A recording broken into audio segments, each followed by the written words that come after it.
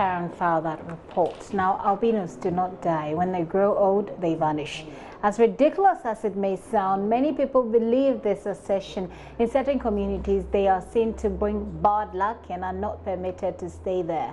This has compelled the Ghana Association of Persons Living with Albinism to present a petition to the Commission on Human Rights and Administrative Justice to investigate some of these abuses they suffer in the country as the world marked International Day of Albinism yesterday.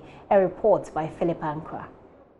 Albinism is a congenital condition that results in the lack of pigment in the skin, hair, or the eyes. People with albinism have pale skin, light hair, pale eyes, and impaired vision. Aside skin pigmentation issues, they also face societal discrimination, ridicule, and taunting. Albinos are also not permitted to enter some towns in Ghana.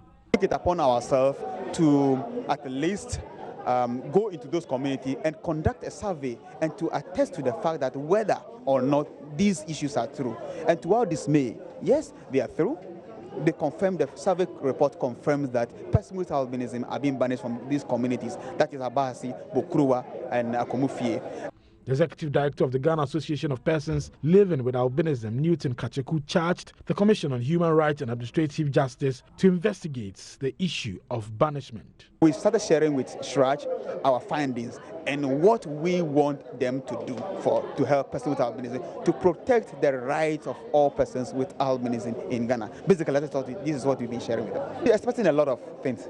One is about to independently also go into these issues and see how true it is. Number two, we also wanted a cultural reform from these communities, whereas persons with albinism will live comfortable and meaningful life in these communities. And then also collaborate with other security agencies or state authorities to have a very good system of policy in place to protect the rights of persons with albinism in Ghana. Member of Parliament for Krachi in Chumuru, John Majisi, said to fight discrimination against albinos, government must enforce the disability law. We have a lot of good laws in Ghana. Our disability law, it talks about inclusion. If you look at the UN Convention on the Rights of Persons with Disabilities, of which we are a signatory to, Ghana is a signatory. There are a lot of policies, inclusive education policy. All that we need to do is to ensure that we implement the policies. Persons with disabilities are not different from us, but they have been disabled by the society. So the inclusiveness, acceptance of this person with disability is very important.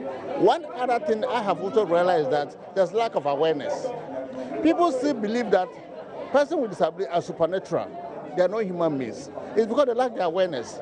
So I think that we need to embark on an awareness campaign to bring on board everybody so that all the necessary stakeholders will play their role. And I think the government has a very important role.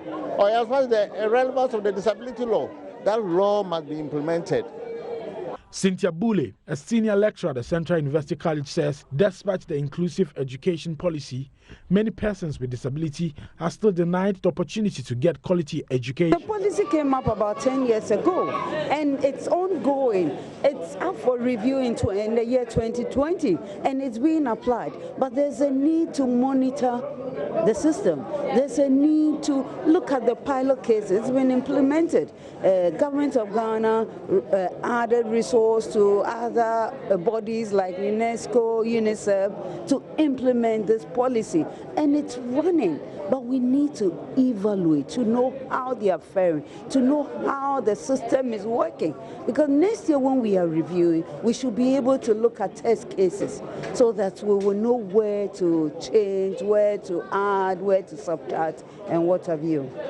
Plights of albinos are compounded and punctuated with exclusion, stigmatization, and denial of basic rights such as the right to education and health. For JoyNews, Philip Ankra's report.